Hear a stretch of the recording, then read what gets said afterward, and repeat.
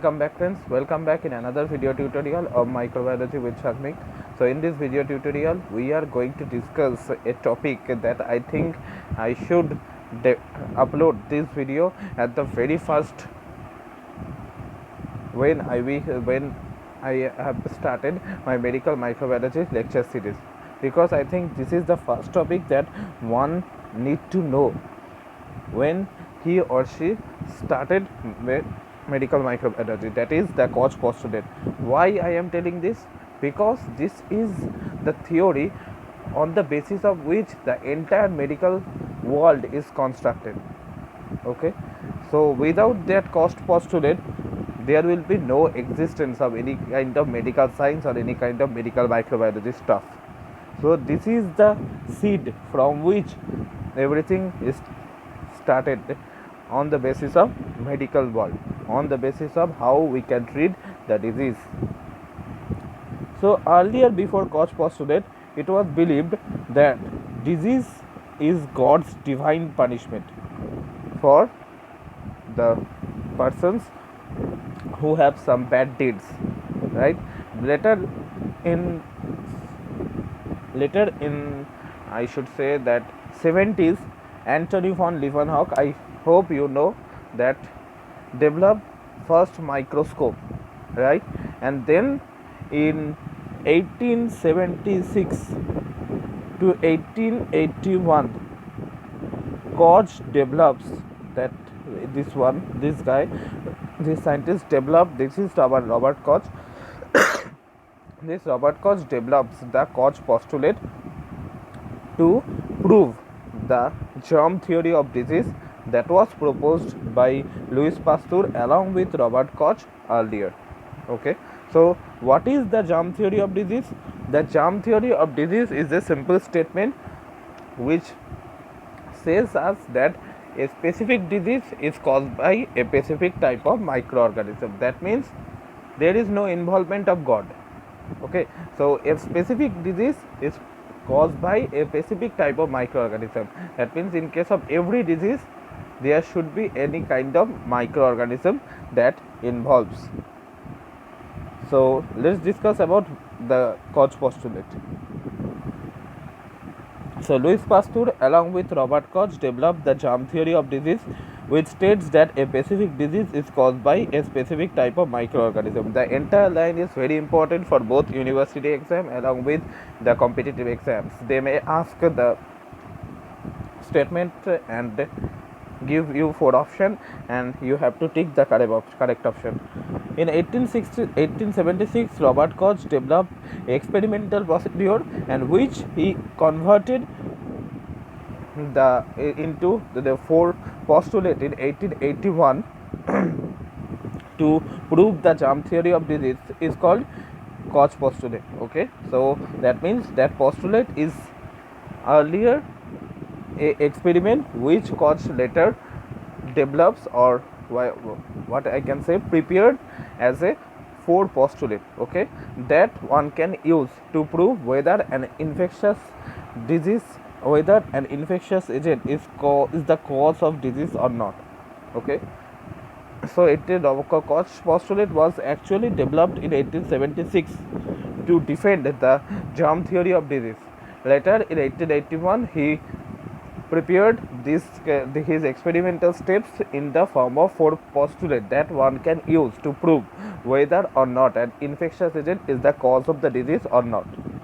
So let's see what are the 4 postulates. These are the 4 postulates that I am going to discuss with you diagrammatically. If you want to take a screenshot of it, then you can take. Okay, so let's move. So this is the Koch postulate. So the first postulate is the agent of the disease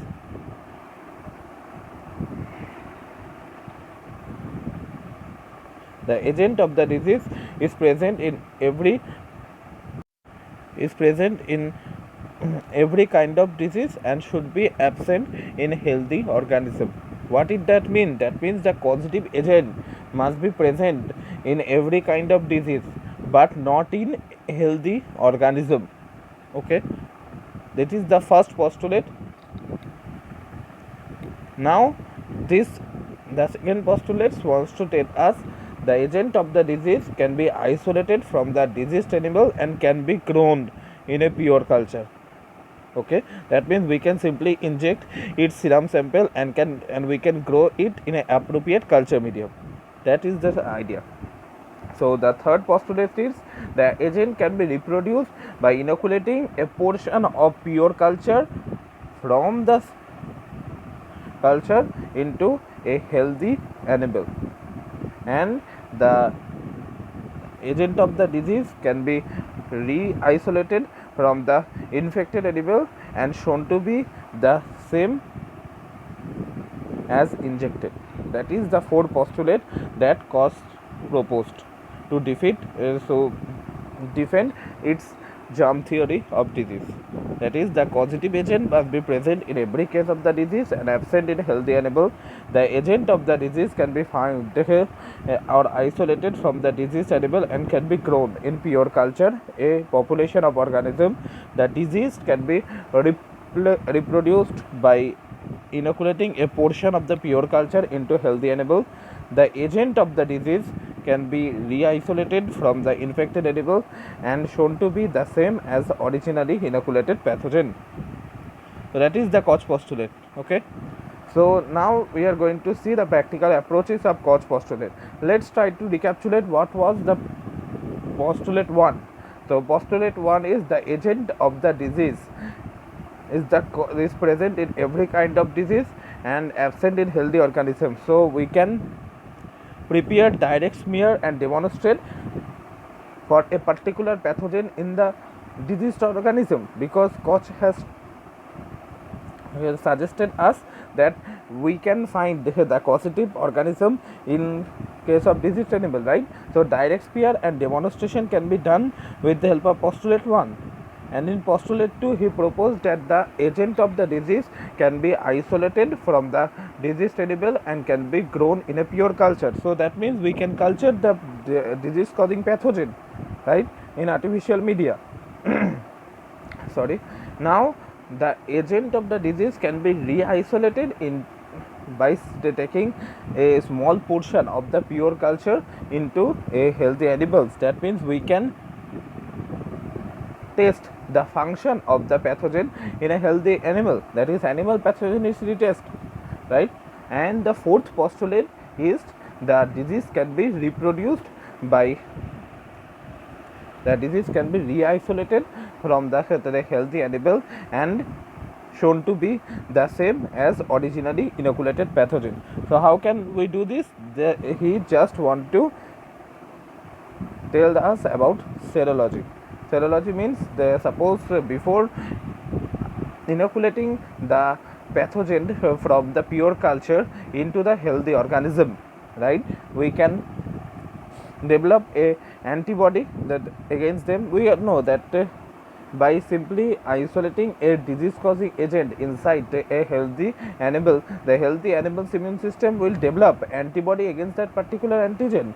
So by simple using serological techniques that we have, such as our complement fixation test, ELISA, agglutination and conventional precipitation test, we can simply find out that whether the disease causing agent is the same as we have inoculated or not.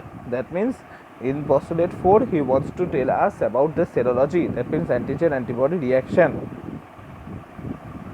So now the funda is what Koch gives us in that time was not relevant today, okay, in most of the cases.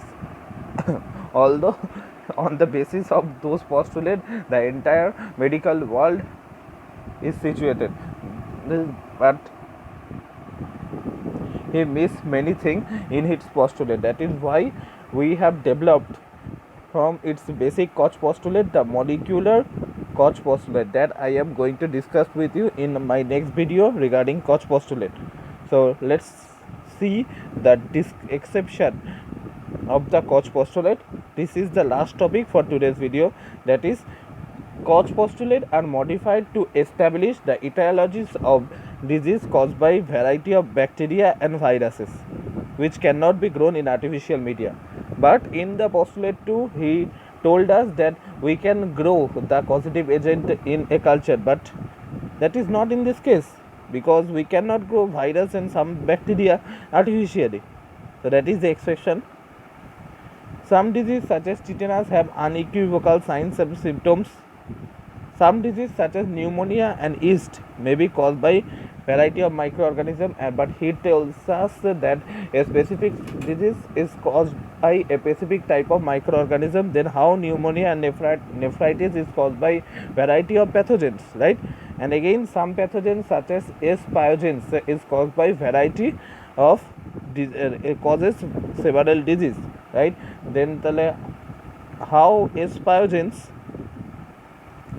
causes several diseases. Despite Louis Pasteur and Robert Koch tells us that a specific disease is caused by a specific type of microorganism in the germ theory of disease. So it is also an exception, and certain pathogens such as HIV is specific to a particular organism, such as in that case human only. So this is also cannot be explainable with the help of Koch postulate. That is why we have developed the molecular Koch postulate that I am going to discuss with you in our next video. So here the important question for university exam is the 4 postulate. They will directly ask you to write the 4 postulate of Koch. So the causative agent must be present in every case of the disease and absent in healthy animal. The agent of the disease can be isolated from the diseased animal and can be grown in a pure culture, which will be a population of single organism. The diseased can be reproduced by inoculating a portion of the pure culture into healthy animal. The agent of the disease can be reproduced from the they can be isolated from the infected animal and shown to be the same as the originally inoculated pathogen. So they can also ask you the practical approaches of Koch postulate, direct smear and demonstration. From postulate 2 you can culture, and from postulate 3 you can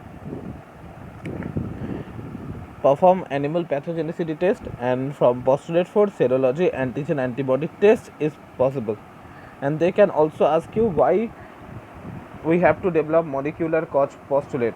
Okay, what are the limitation of Koch postulate? Then you have to tell you that some virus infection is specific to a particular organism such as HIV and human, right? Some pathogen such as S. pyogenes causes several disease, but he told us that a specific type of microorganism is specific type of disease is caused by specific type of microorganism. Then how can it be possible? And some disease such as pneumonia and nephritis is caused by variety of microorganism, but he told us that I have discussed with him. So some disease such as tetanus have unequivocal signs and symptoms, and Koch postulates are modified to establish etiologies of the disease caused by variety of viruses and some bacteria which cannot be grown on artificial media. Okay, so that's it for today, guys.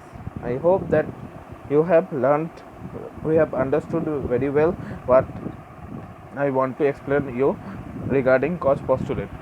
So I will again come back with another video which will be totally focusing on the molecular aspect of Koch postulate. So this is the pillar on which the entire medical world is established. So you have to learn this very well for your all the kind of GATE CS100 exam along with the university exam. So bye bye.